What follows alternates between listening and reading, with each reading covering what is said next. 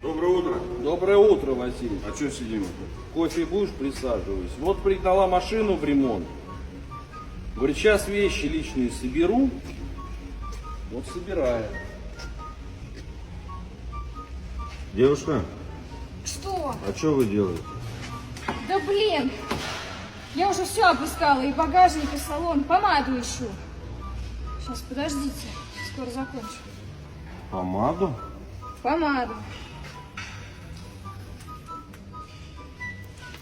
Василич, кофе я налил. Антон, скорую вызывай.